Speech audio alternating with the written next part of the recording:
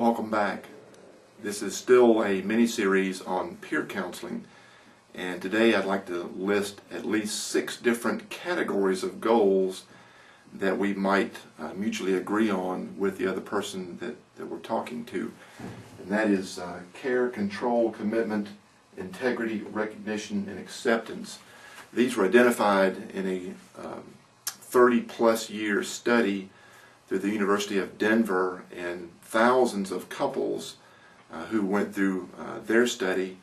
And in conversations with these and observations of these couples, they boil them down to these basic categories of concerns and goals. Some of them are ends unto themselves, some of them are means to other things, but these basic categories can translate into almost any field that you can think of: your work, your family, social relationships. And if you think about it, anyone's concern and how it relates to the goal, the concern is most basically the absence of the goal. So if someone wants to work for a greater sense of care in their family, the concern is that they feel they don't experience that care now, or that they want greater control. And by control, I don't mean it in a negative sense, but just more power to get things done, more authority or ability to influence things for which they are responsible. If they want more control as a goal, their concern is that they don't sense that control now, or that level of control that they want. I don't want to go into all of these. Most of them are self-explanatory, but I do want to say that as you listen to a person verbalize their concern, you should begin to listen to hear the flip side of that as their goal. And if there's a non sequitur, if it's not really matching up, then they probably haven't gone deep enough in naming their concern, or they're not being honest about their goal, or maybe they don't realize it themselves. So a very important part of peer counseling is to help the other person say their concern and their goal. Don't state it for them. You need to help them through a series of open-ended questions and selective reflecting, and I'll go into those in more detail in a future video.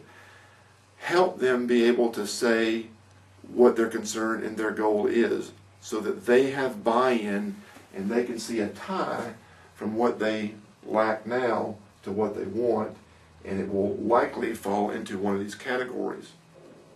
I want to talk about some of these in particular. I've already mentioned these a little bit. Some are more gender specific. More often women are concerned about care. More often guys are concerned about control. That is not always the case. Generally it's more the case because the ladies are more relational, the guys are more task oriented. Again, that's a stereotype, and it's not always the case. Integrity is about wanting the other person to feel and to believe that we are who we say we are, that we're being honest and true, and that we want that for ourselves. I'm going to skip commitment and recognition just to make this a shorter video. They're fairly self-explanatory, but I want to address acceptance. Acceptance in this study at the University of Denver was named as the mother of all the other concerns. And that plays back into, well, it's not listed here, but if you remember from the previous video, we want to make sure that the experience of peer counseling is safe, so that they're able to say what's on their mind, to voice what's on their heart, and they give us honest feedback about how the conversation is going.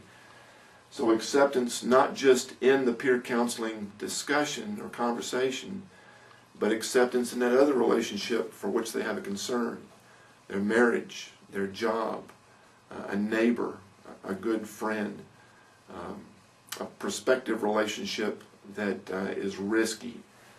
So acceptance is huge. As one of their goals outside of your peer counseling conversation, but also in the process between naming their concern, them naming the concern, and moving toward that goal. Hope that makes sense for you.